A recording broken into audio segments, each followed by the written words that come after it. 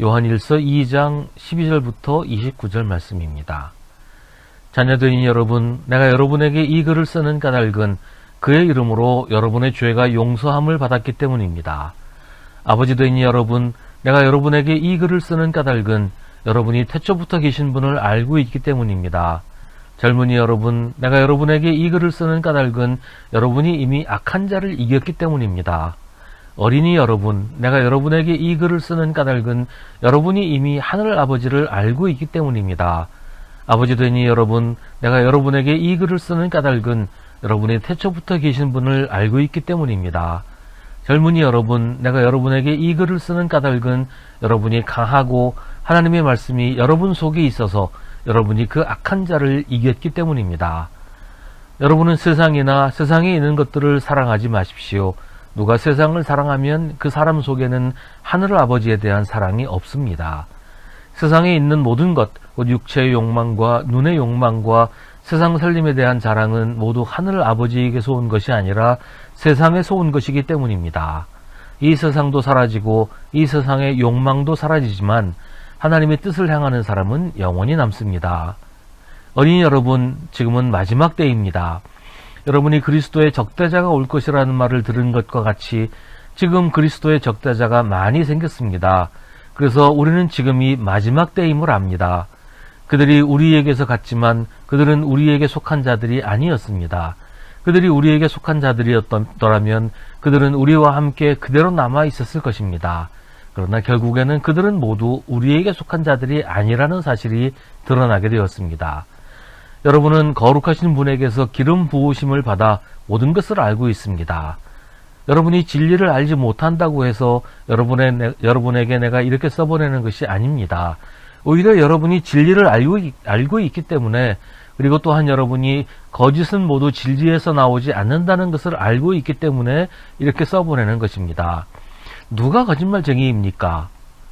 예수가 그리스도이심을 부인하는 사람이 아니고 누구겠습니까? 아버지와 아들을 부인하는 사람이 곧 그리스도의 적대자입니다. 누구든지 아들을 부인하는 사람은 아버지를 모시고 있지 않은 사람이요, 아들을 시인하는 사람은 아버지를 또한 모시고 있는 사람입니다. 여러분이 처음부터 들은 것을 여러분 속에 간직하십시오.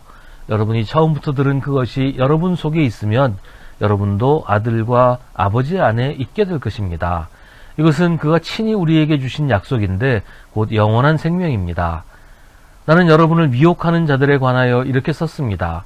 여러분으로 말하자면 그가 기름 부어주신 것이 여러분 속에 머물러 있으니 여러분은 아무에게서도 가르침을 받을 필요가 없습니다. 그가 기름 부어주신 것이 여러분에게 모든 것을 가르쳐 줍니다. 그리고 그 가르침은 참이요 거짓이 아닙니다. 여러분은 그 가르침대로 언제나 그리스도 안에 머물러 있으십시오. 그러므로 자녀되니 여러분, 그리스도 안에 머물러 있으십시오.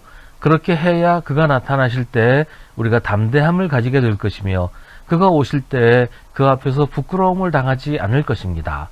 여러분이 하나님께서 의로우신 분임을 알면 의를 행하는 사람은 누구나 다 하나님에게서 났음을 알 것입니다.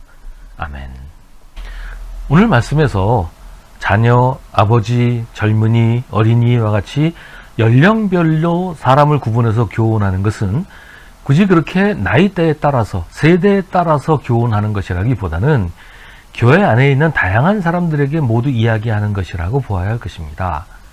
요한은 교인들에게 세상이나 세상에 있는 것들을 사랑하지 말라고 합니다. 이 말씀은 영지주의자들의 모순된 모습을 지적하는 것입니다. 영지주의자들은 영적인 것만이 참된 것이고 육신이나 육신으로 살아가는 세상은 가치 없다고 말합니다. 세상에서 사는 일은 중요하지 않기 때문에 아무렇게나 살아도 되고 죄를 지어도 상관없다고 하죠. 그런데 그들은 실제로는 자기들이 중요하지 않다고 하는 세상을 사랑하고 있어요. 세상의 것들을 사랑해서 더 많이 가지고 더 많이 누리려고 합니다. 남의 것을 탐내고 욕망에 이끌려 삽니다. 쾌락을 즐기고 그걸 더 가치 있게 여기고 있어요. 실제로는. 그들의 삶은 영혼의 인도를 받지 않고 세상 욕심을 따르고 있는 겁니다. 결국 그들이 세상은 중요하지 않고 가치 없다고 말하는 것은 세상에서 자기 멋대로 살기 위한 핑계에 불과한 것입니다. 결국 그들은 하나님이 아니라 세상을 사랑할 뿐이었어요. 그들이 사랑하는 것들, 세상에 있는 모든 것, 곧 육체의 욕망과 눈의 욕망과 세상 살림에 대한 자랑은 모두 하늘 아버지에게서 온 것이 아니라 세상에서 온 것이기 때문입니다. 그래서 요한은 세상이나 세상에 있는 것들을 사랑하지 말라고 가르칩니다. 요한도 역시 영지주의자들처럼 세상에서 사는 삶을 가볍게 여기라고 하는 게 아니에요. 요한이 말하는 것은 세상의 탐욕, 세상의 재물과 성공을 사랑하지 말라는 거예요. 이 세상도 사라지고 이 세상의 욕망도 사라지지만 하나님의 뜻을 세상에서 행하는 사람은 영원히 남는다라고 하는 거죠. 중요한 것은 세상에서 사는 동안 하나님의 뜻을 행해야 한다는 거예요. 세상을 아무렇게나 살면 안 됩니다. 하나님이 우리에게 주신 계명을 따라 사랑하며 살아야 하는 것입니다. 영지주의자들은 사랑도 할 필요가 없다고 합니다. 예수 그리스도가 육신으로 오신 것을 부인하기 때문에 육신으로 사랑하는 것은 무의미하다고 합니다. 그러면서도 자기들은 성적으로 타락하고 부도덕하게 삽니다. 악한 사람들이지요. 요한은 그런 사람들을 적그리스도라고 부릅니다.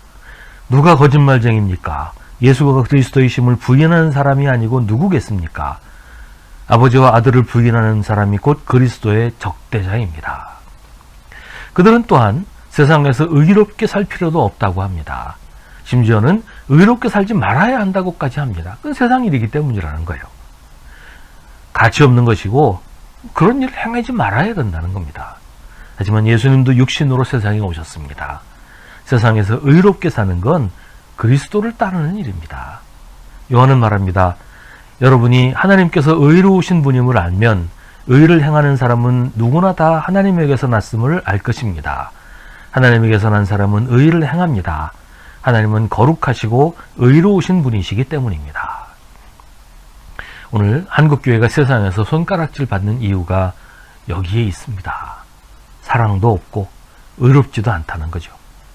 교회가 그리스도인이 하나님의 말씀대로 살지 않고 영지주의를 따라가고 있는 것은 아닐까요?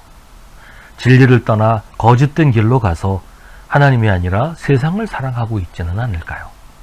지금 우리는 하나님의 계명을 지키고 있습니까?